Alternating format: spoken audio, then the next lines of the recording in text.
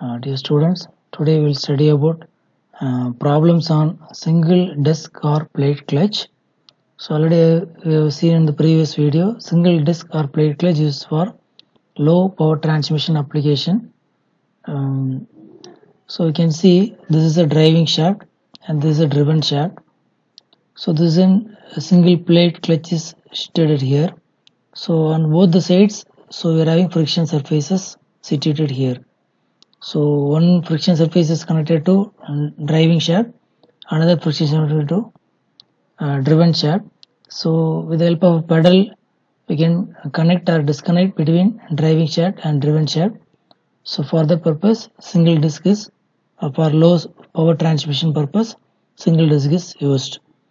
So this is a diagram of single disc clutch. You can see the outside radius is R1 and inside radius is R2. Okay, so the maximum power will be exerted only in R2. It will gradually reduce towards R1. So the pressure intensity is P and the axial force, axial thrust is called W. So we'll see. We are going to deal the plate clutch problem into two cases. So one is uniform pressure theory and uniform wear theory. Okay, so for new clutches, the intensity of pressure is approximately uniform. So there is no wear and tear already is there. For new clutch, we will consider the case of uniform pressure theory, and for old clutch, we will use uniform wear theory.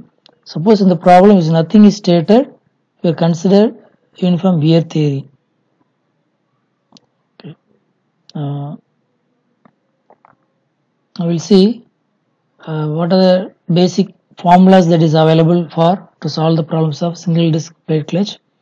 So normally this is the main formula. Total frictional torque acting on the friction surfaces is given by T equal to N mu W R. So N is the number of pairs of friction surfaces. That is, for a single plate clutch you are having two pairs. So two friction surfaces available. So we'll put for solving problems single disc clutch we'll put 2, N equal to 2. Okay. So R is a mean radius of friction surfaces. So you're having R1 and R2. So based on the condition of wear theory and pressure theory, the R mean radius will vary. So W is the axial thrust, it is in Newton, and mu is the coefficient of friction. You can see for two conditions, for uniform pressure theory, we will use 2 by 3 R1 cube minus R2 cube by R1 square minus R2 square. For uniform wear theory, it is R1 plus R2 by 2. Now we will see another where R1 and R2 is the external and internal radius of friction faces, and to find axial force, so based on uniform wear theory we will use the formula W equal to 2 pi C R1 minus R2. C is a constant and we will put P into R, that is P max into R2. So pressure into radius, so we will consider the maximum pressure, and maximum pressure will be occurring in the R2. Okay, maximum pressure value you have to take, and that maximum pressure will be occurring in R2. So we'll put P max into R2 here. Still you can see for a single plate clutch already I told you have to take N equal to 2, and for constant you have to use the formula P max into R2 since the pressure maximum is in R2.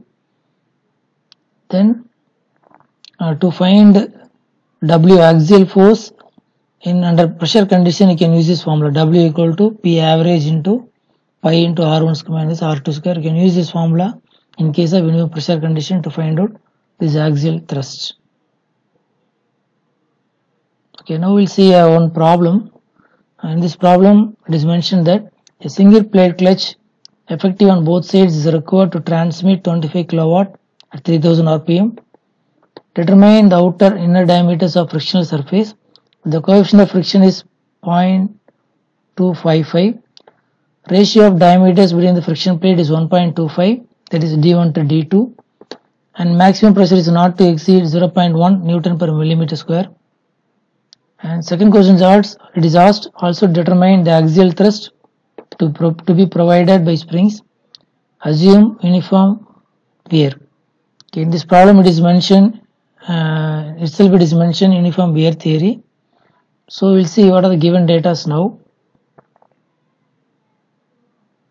So given data is given, since it is a single plate clutch, you are taking it n equal to 2, power is given as 25 kilowatt, speed is 3000 rpm, mu coefficient of friction 0.255, ratio of diameter is 1.25, that is R1 to R2 is 1.25, and Pmax value is given as 0.1 Newton per millimeter square. So first question is asked to find out outer and inner diameter of frictional surface. So normally we will start with the formula. So T equal to N mu W R. Okay, so we'll find out one term one by one. First we will find out what is T, torque transmitted. So we know the one formula P equal to 2 pi nt by 60 or T equal to P into 60 by 2 pi n. So P is the power transmitted, value is given 25 10 power 3, and 2 pi n speed value is given. So we'll get 79.6 Newton meter.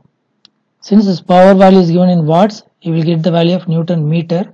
So convert into Newton millimeter multiplied by 1000. Okay, next we'll see. Next we are going to find out axial thrust value.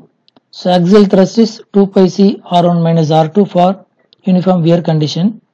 So C is the P into R, that is P max into R2. Here R2 is not known, so we will take P max value 0.1, R2 Newton per millimeter will come Newton per millimeter. So P max is 0.1, R2 is unknown here. So we know the C value. Substitute C value here and reduce, it will come 0.157, so R2 square. So for uniform wear theory, we know R is R1 plus R2 by 2. So only we know the ratio between R1 to R2 is 1.5 R2 plus R1 is 1.5 R2 and R2 by 2. So still we can reduce this 1.125 R2. Yeah. Now we substitute all the known values we have found out till now. We have found out already T value, first step we have found out 79,600 Newton millimeter. So N is already know 2, mu 0.255, W we have found out up to here 0.157 R2 square, and R value mean radius surface is 0.125 R2. So if we reduce the value, it comes to 0.09 R2 cube. So still it is reduced R2 cube, and we can find out the R2 value comes as 96 millimeter. And we know the relation R1 equal to 1.25 R2. Substitute the value and you can find out R1 is 120 millimeter. So now the radius is available. In the question it is asked diameter.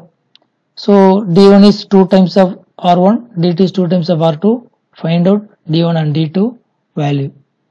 So next one more question is asked to find out axial thrust. So axial thrust formula for uniform wear 2 pi c R1 minus R2. So 2 pi, already we have found out 2 pi 0.1 R2 C value and 1.25 R2 minus R2.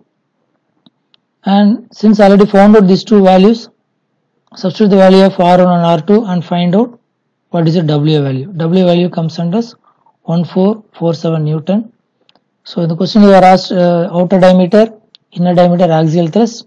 So at the end try to write like this answer and write the wordings inner outer radius of friction surfaces R1 equal to 120 millimeter, inner radius of friction surfaces 96 millimeter, and axial thrust W equal to 1447 Newton. So don't forget to mention this unit also. So that is very important. Okay, thank you.